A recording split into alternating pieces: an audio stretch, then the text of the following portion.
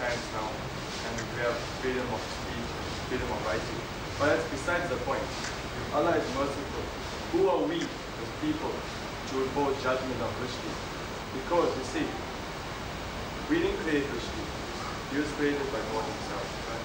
And who are we to formulate opinions and impose death sentences upon him when we have God himself to decide?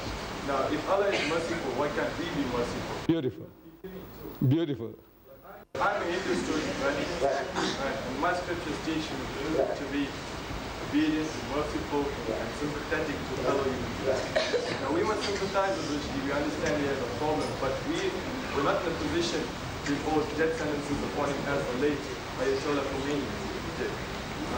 Now, I appeal to the Muslim people and Muslims in general to forgive Rushdie and give him a break and allow him to apologize and take back his faith.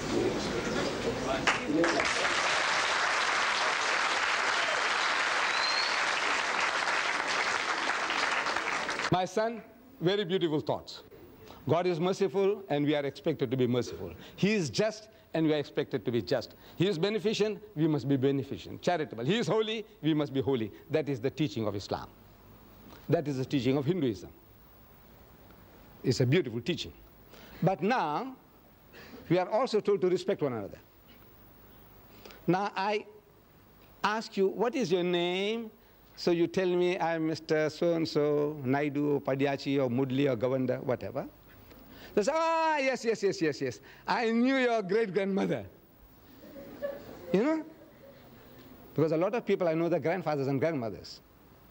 I'm 73 now. As a young man, I have been moving around a lot, you see, I know. So I said, yeah, your grandma, yeah, man. Weekends estate, she used to live there, you know? You know, she was the biggest whore. Huh? I said, you know, she was international, not only for Indians.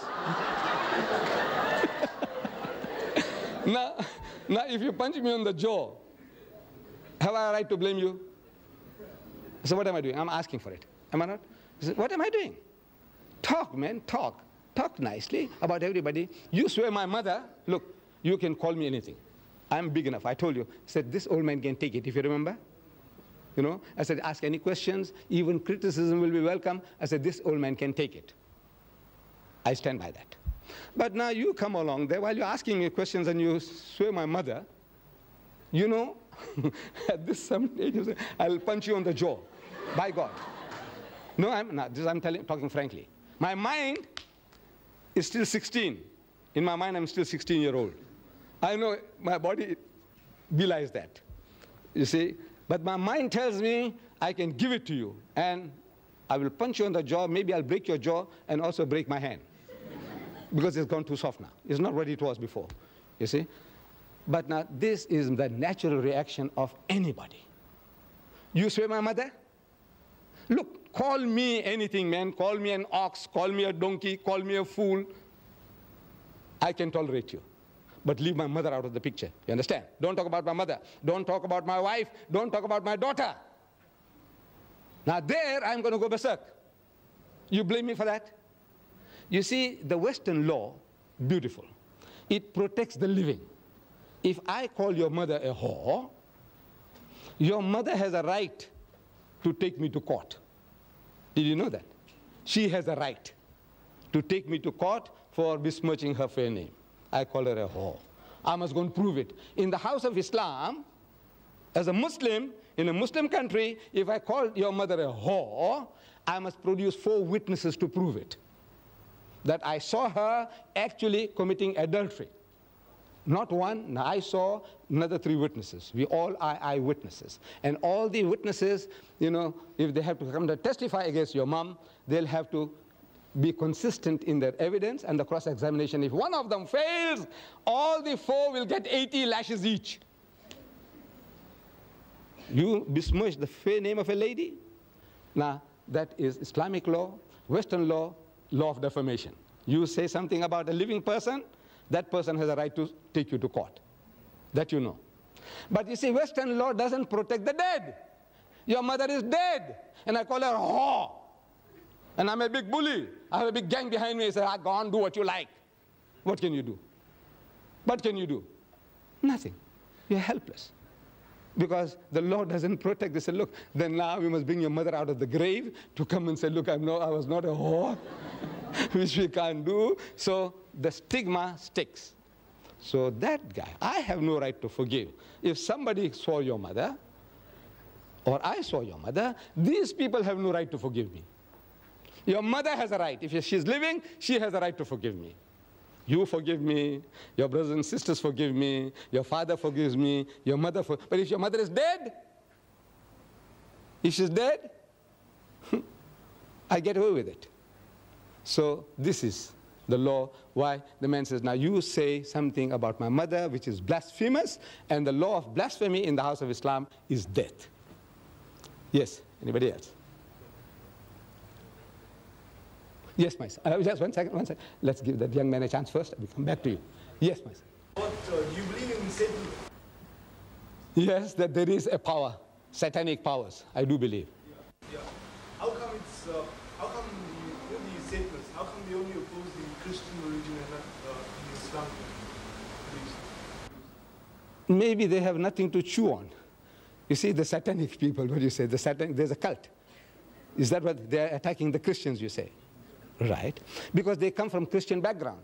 Sit down, my son. You see, they come from a Christian origin. All the Satanists, they were not Hindus before they became Satanists. They were not Muslims before they became Satanists. What were they?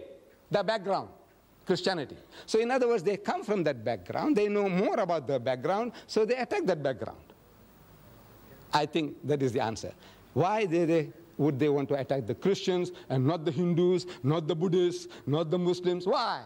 I said, no, they have no knowledge about Buddhism, Hinduism, Islam. They have no knowledge, but they have knowledge about Christianity, so they can play on that. I think that is the reason. Yes, my son, you had something. Why do the Muslims wear a hood? Why do they wear a topi or whatever you want to call it?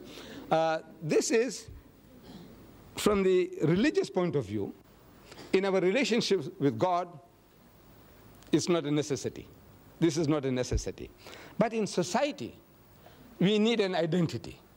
Suppose I meet you in the street, all right, I might think that maybe he's a Tamilian, and if I knew how to say good morning to you in Tamil, I would have said it.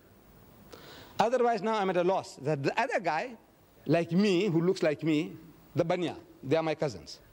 See, we are the same race. Banyas and me, I am a Gujarati Muslim. The Banyas are Gujarati Hindus. In our complexions, we are the same. The Banya Hindu and the Banya Muslim is the same. We also have the same surnames, if you know. Muslim Patel, Banya Patel. Muslim Desai, Banya Desai. Muslim Bhula, Banya Bhula. I'm sure you have come across. Right. So what is all this? No, actually we are one people. Now when I see the man in Grey Street, I'm telling you, frankly, I pass the people in Grey Street and a lot of people, they smile at me. Now I don't know whether the guy is a Banya Hindu or a Banya Muslim. I don't know. So I also smile. Because I can't make out. Well, because I keep on seeing them, their face becomes familiar, as if I know the guy. But now what shall I say? Shall I say Namaste? Shall I say Ram Ram? Shall I say Assalamu Alaikum? I said, what shall I say? So because I don't know, I'm not sure, I also give a big smile. Now in the West, my people now, because of this problem, they start saying hi, hi, you know, you're 100% okay, you know, hi, you can't say salam babu, salam bhaiya, or you can't say, you say hi, hi becomes universal. So we wouldn't like to lose our culture and tradition. I like to wish you, my son, whether you are an African Muslim, I say assalamu alaikum. If I see you are an Indian, I say assalamu alaikum. Anybody, I go to China, I see somebody, I say assalamu alaikum. And that's an open door for us. See, as soon as I say assalamu alaikum, I go to a strange place, Hong Kong. I've been there, Hong Kong, Singapore. And you see anybody say assalamu alaikum, I says, you know, I come from South Africa. I want to know, where is the mosque? He says, come, come, come, I will take you. Otherwise, I'm asking, excuse me, where's the mosque? So what's that? I don't know, I'm like a fish.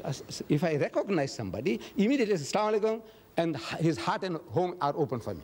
It's like an open sesame, you know, this headgear.